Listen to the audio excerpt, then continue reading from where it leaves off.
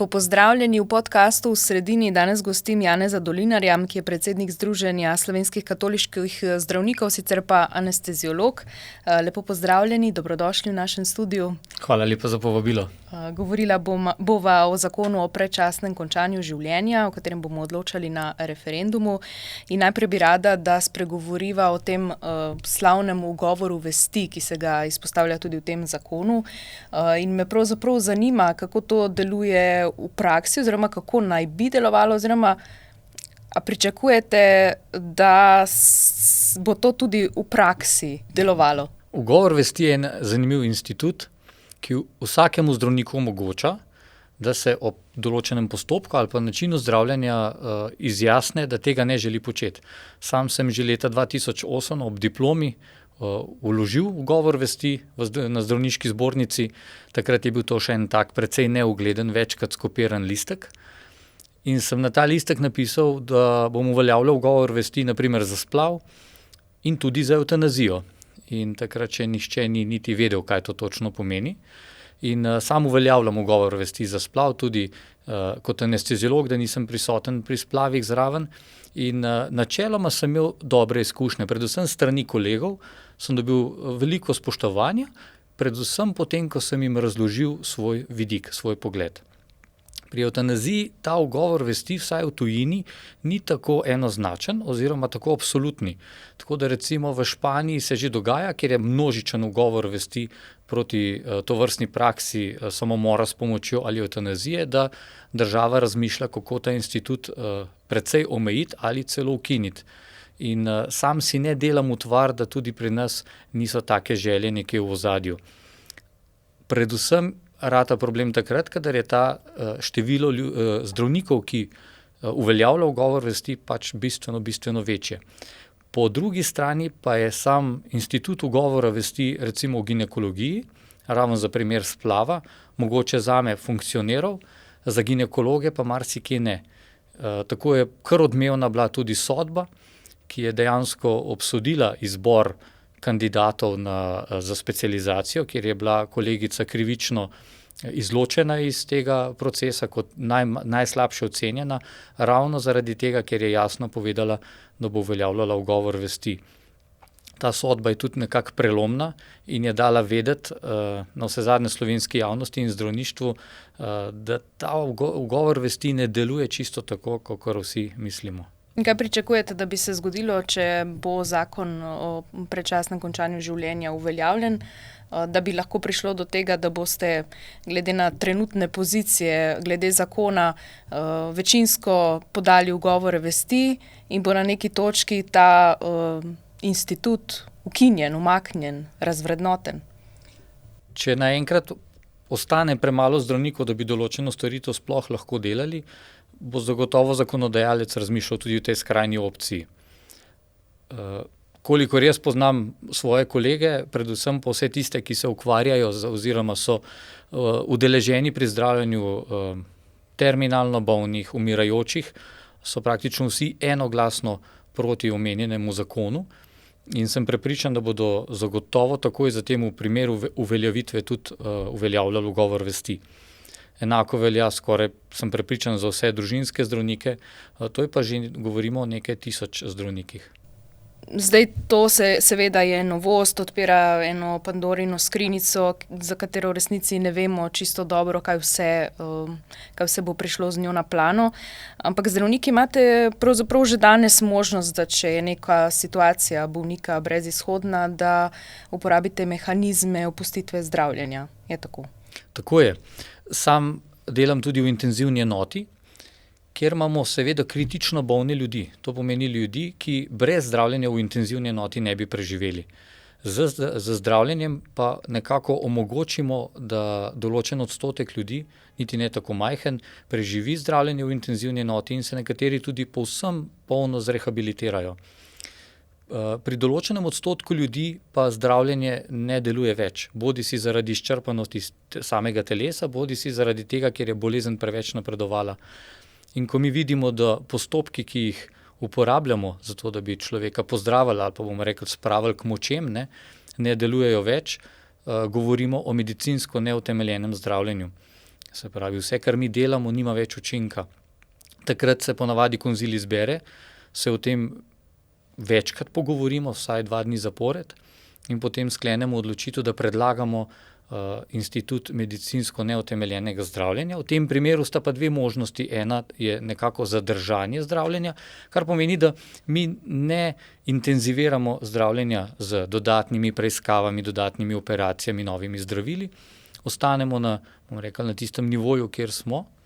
Druga možnost je pa delna odtegnitev zdravljenja, kar pomeni, da lahko ukinemo mogoče določena zdravila, za katere vidimo, da nimajo več učinka, nikoli pa ne ukinjamo protibolečinskih sredstev, nikoli ne ukinjamo hrane in pijače, nikoli ne ukinjamo dihalne podpore.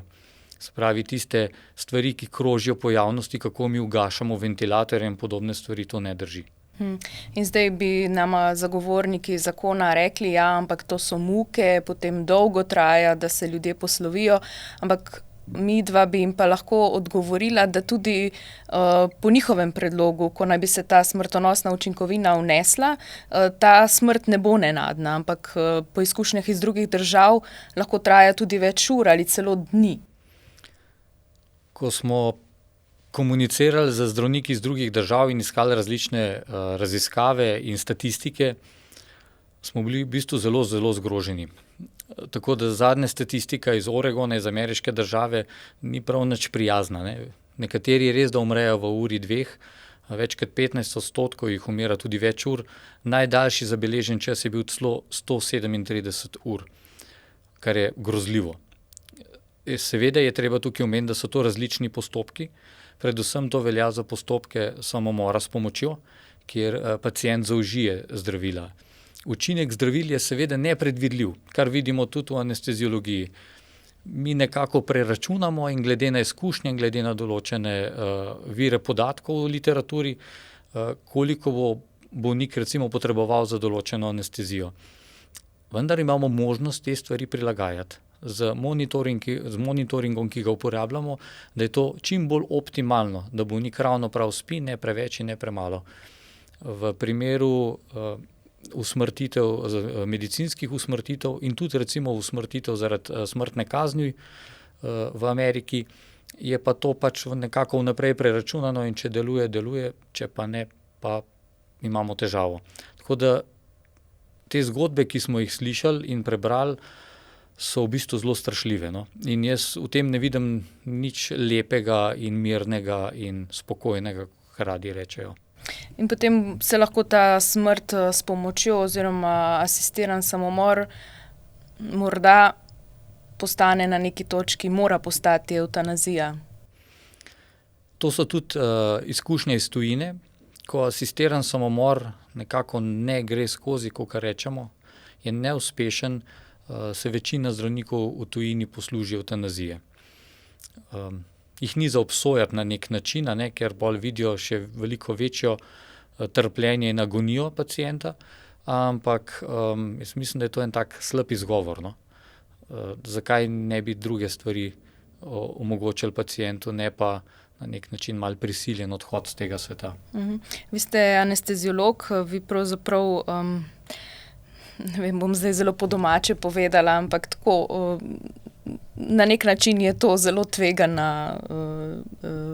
postopek, ne. Pravite, da se učinkovina, ki jo uporabljate vi kot anesteziolog, naj bi se uporabila tudi pri predčasnem končanju življenja. In je to en tak zelo nazoren primer tega, kako lahko en tak nov institut poruši to zaupanje med zdravnikom in pacientom. Si predstavljate recimo vi, da bi en pacient vas prestrašen vas pogledal, ne, a me boste nazaj zbudili ali me boste poslali na drugi svet? To je v bistvu najpogostejši strah naših pacientov, naših bolnikov. Pridejo v neznano okolje, v operacijsko dvorano, lahko tudi na povsem rutinsko enostavno operacijo. Največkrat dobimo vprašanje, tako sicer se ob tem mogoče malo nasmejijo, ampak vprašanje je zelo resno. Pa se bom zagotovo zbudil? Ali obstaja kakšna majhna možnost, da ne? In seveda vedno obstaja tudi ta možnost, sicer je izjemno, izjemno redka, na srečo izjemno redka, tudi zaradi dolgega izobraževanja in izkušenj, ampak Jaz osebno si ne predstavljam, kako lahko potem nekako človeku zagotoviš in ga pomiriš, če pa na vse zadnje so učinkovine podobne ali pa celo enake. In zame je to nepredstavljivo, no? Da bi mogel res pacienta, ki ga sem v bistvu dobil na mizo za to, da ga bom lahko anesteziral za en operativni poseg, hkrati miril, da ne, se bom dal v redu, ne bom dal preveč, ne. Zelo mene tudi recimo ko bom enkrat pacientka ali ko ne, me skrbi pravzaprav, kaj zdaj bom prišla k nekemu zdravniku in kakšne namene ima on z mano, v smislu, ker jaz ne bom vedela, ali je on uveljavljal ugovor vesti ali ne. Zelo ne znam si predstavljati te situacije. Zaupanje med bolnikom pa zdravnikom je po mojem mnenju vsaj polovica uspešnega zdravljenja. Če samo pomislimo, kolikokrat upoštevamo navodila zdravnika, bomo ugotovili, da ne lih vedno, a ne. In tudi jemanje zdravil po statistiki ni ravno tako zelo 100-odstotno, kakor si mislimo, kvečjemu 50-odstotno. Se pravi, že zdaj, ko imamo neko zaupanje, ko vzpostavimo zaupanje, bolniki pogosto malo po svoje jemljejo, pa malo glede na priporočila sosede in tako naprej. Kaj bo potem, si jaz sploh ne predstavljam. Brez tega osnovnega zaupanja, da smo mi prišli k zdravniku in da on seveda naredi za nas najbolje, kar zna, mi bomo pa ob tem sumili, kaj pa če on v bistvu že v ozadju malo planira, da bo kaj drugega. Jaz si to sploh ne predstavljam, kako bi ta zaupnost potem še izgledala. Upravičencev do postopka predčasnega končanja življenja. Tam je opredeljena v zakonu, mislim, da huda okvara zdravja, neka taka sintagma je uporabljena, ampak izkušnje drugih držav kažejo, da se morda potem ta definicija razširi še, ne vem, na redke bolezni, celo na kronične bolnike. Mislim, da na Nizozemskem ali v Kanadi je starostna meja celo spuščena do 15. leta. Kar strašljivo se sliši vse to. Celo več, na Nizozemskem se v bistvu trenutno uveljavlja celo možnost evtanazije za otroke, oziroma da se oni bi lahko sami odločili za samomor s pomočjo. Ta definicija je zelo zmuzljiva. To nevzdržno trpljenje, hude neozdravljive bolezni, to je zelo nedefiniran termin. Zakaj? Zato, ker huda neozdravljiva bolezen je sladkorna bolezen. To je neozdravljiva bolezen in huda. Zaradi sladkorne bolezni pride ogromen drugih, bomo rekli, simptomov, problemov in zapletov, zaradi katerih ljudje na koncu tudi umrejo. Visok pritisk je huda, neozdravljiva bolezen. Sicer z našimi zdravili, ki jih uporabljamo, lepo bomo rekli, jo uspemo bremzati, jo uspemo nekako zavirati, da se ne napreduje. Ampak to so v bistvu vse hude neozdravljive bolezni. Zakaj to posebej povem? Zato, ker je na vse zadnje, kar se v tujini vidi, gluhost recimo, huda, neozdravljiva bolezen in je bila že vzrok za to, da je bila odobrena evtanazija. In tudi vprašanje, kaj pomeni nevzdržno trpljenje, oziroma to je zelo relativno. No, sicer v prvih členih piše, da je to ni dovoljeno, bomo rekli, psihiatričnim bolnikom, po drugi strani pa je vsaka nevzdržno trpljenje povezano z predvsem nevzdržnim psihičnim trpljenjem.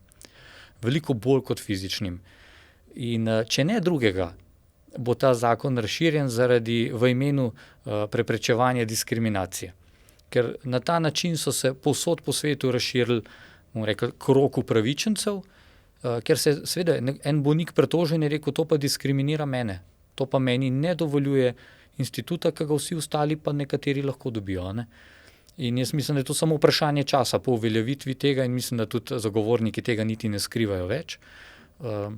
Bo to zagotovo razširjeno tudi na druge. Tisto, kar je zelo zaskrbljujoče, je naraščajoč odstotek ljudi, ki se za to odloča. Predvsem Belgija, Nizozemska, Kanada. Mislim, da v Kanadi skoraj 7% vseh umrlih v letu je bodisi samomorov s pomočjo, bodisi evtanazij. In mnogo od teh iz čisto socialnih stisk, ker si ne morejo plačati zavarovanja ali pa iz občutka, da ne bodo v breme domačim ali pa družbi. Ja, ta družbeni pritisk je slišati tudi kot en med temi argumenti, se pravi, tudi Nova Slovenija to recimo izpostavlja, ker ta zakon posega v družbene temelje, tako rekoč, se pravi, da družba poskrbi za vsakega, tudi za najšibkejše, in če se v tem kontekstu sem že večkrat uporabila ta rek, ne, da je družba močna toliko kot njen najšibkejši člen. In tam bomo vsak čas tudi mi, a ne? Se pravi, to je samo vprašanje časa, kdaj bo eden od nas lahko najšibkejši člen. Lahko je samo prometna nesreča in si, ne vem, invalid na vozičku, a ne? In ne več aktivno prispevaš k družbi. Ne. To je zelo kratek čas in seveda mi sploh v intenzivnih enotah vidimo tudi take, bomo rekli, kar hude primere, ki so vedno čustveno zahtevni, tako za bolnike, kot za nas, kot za svojce. In takrat si osmisliti v tistem trenutku življenja ni tako zelo enostavno. In mnogi, tudi mladi, če bi jih v prvih mesecih, morda celo letu vprašal, si želijo živeti, bi rekli ne. Pa kasneje to mine. Ne? In tudi, tako kot je v bistvu značilnost večine samomorilcev, je to nek, bomo rekli, slab trenutek, ne? Če govorimo o klasičnem samomoru, ki ga kot družba želimo ujeti in ga preprečiti in mu takrat pomagati. Tako je tudi pri, bomo rekli, nevzdržni bolečini, ne? Pri hudi bolečini. Ko je bolečina dovolj huda, smo pripravljeni podpisati marsikaj. In to bolečino znamo zdraviti in te trenutki minejo. In ko te trenutki minejo, si ljudje ne želijo umreti. V zakonu so pa pravzaprav zelo kratki roki, ki opredeljujejo ta postopek. V 30 dneh naj bi bil postopek po zakonu končan, kar je bistveno krajše od vseh čakalnih dob za praktično katerokoli preiskavo ali pa specialističen pregled. Kar je zanimiva statistika, ne? Se pravi, ne znamo reševati čakalnih dob, ne znamo reševati kadrovskih problemov, omogočimo pa cenejšo, hitrejšo rešitev. In pripravimo zakon za pomoč pri usmrtitvi, ne pa zakona o paliativni oskrbi. Tako je. Kar je tudi v bistvu en naš glavnih protiargumentov. Mi nimamo pripravljene paliative do te mere, da bi lahko rekli, lahko jo ponudimo vsakmu. Žal ne. Treba je nameniti seveda in kader in denar. Če rečemo know-how je, medicina se v zadnjih 20 letih na področju paliativne medicine tako razvila, da smo na nivoju, da lahko praktično skoraj vsakemu zagotovimo eno zelo dostojno smrt. Če pač seveda razvijamo to področje, ne? Paliativna oskrba je pa pri nas zelo podhranjena. Mislim, da sem zasledila podatek o 10-11 timih, medtem ko bi jih v tem trenutku najmanj 20 potrebovali, potrebe pa eksponentno naraščajo, ne? Tudi ta 20 je za moje pojme precej podcenjen podatek, ker v to dostikrat ne vštejemo vseh bolnih, ki so v domovih starejših občanov, kjer v bistvu bi rabili včasih skoraj svoje time imeti. Ker paliativna medicina ni medicina zgolj za umirajoče, ampak je predvsem za vse tiste, kjer z zdravljenjem, ki ga znamo ali pa je na voljo, ne pričakujemo, da bomo to bolezen pozdravili. In s tem na nek način preidemo v paliativno oskrbo, v paliativno medicino, kjer lajšamo bolečino, lajšamo druge simptome, predvsem pa veliko bolj celostno pridemo do samega bolnika, tudi glede njegovega socialnega statusa, se pravi, kje živi, s kom živi, kdo ga bo lahko oskrboval, navsezadnje tudi glede njegove duhovne oskrbe. Se pravi, vseh spremljevalcev, ki so blizu. To ni samo bolečina, ne? Vsi se zapičijo tisto bolečino, pa so dostikrat simptomi drugi, kot so, ne vem, težko odvajanje ali pa slabost ali kaj takega, še veliko bolj moteči, no? In to pa paliativna medicina zdaj že zna. Kaj bi za konec, kako bi nagovorili volivce pred referendumom, kaj bi bilo vaše ključno sporočilo po vsem tem, kar sva že povedala, vaša pika na i? Če imate vsaj en pomislek, da je zakon morda ni popoln, je to dovoljšen razlog za zavrnitev zakona. Tukaj se ne odločamo o tem, ali bo šla cesta malo bolj levo ali pa desno, ampak se odločamo o življenju in smrti. In so odločitve nepovratne. In žal moram reči, da je tudi nepovratna pot, na katero bi mi z sprejemom takega zakona stopili. Dostikrat rečejo, zahodne države to že imajo. Ja, enih 12 jih je. Na svetu je pa več kot 200 držav. In vse ostale večinoma kategorično zavračajo, na čelu z, tako bomo rekli, obljubljeno Severno Evropo, kjer skandinavske države to zavračajo. Zavračajo pa iz enega dobrega razloga, zato ker je stroka proti. Čeprav so ljudje za, je stroka proti. In oni rečejo, če oni pravijo, da to ni v redu, potem to ni v redu. In jaz mislim, da če se stroke zadnja leta ni kaj nič poslušali in se jo je ignorirali, je zdaj čas, da enkrat povemo, da nismo mi čist za brez veze toliko let študirali in da smo tukaj predvsem za bolnike in za njihovo zdravje in za njihovo čim boljšo življenje in kvaliteto življenja. Najlepša hvala. Hvala Uspešno na referendumu oziroma tudi pri vašem delu v prihodnje. In upam, da se še kdaj srečava mogoče ob kakšni bolj spodbudni temi. Ja, hvala za povabilo in jaz se nadejam tega, da bomo kmalu govorili o bolj spodbudnih temah. Hvala lepa. Hvala tudi vam, da ste naju spremljali. Se vidimo kmalu.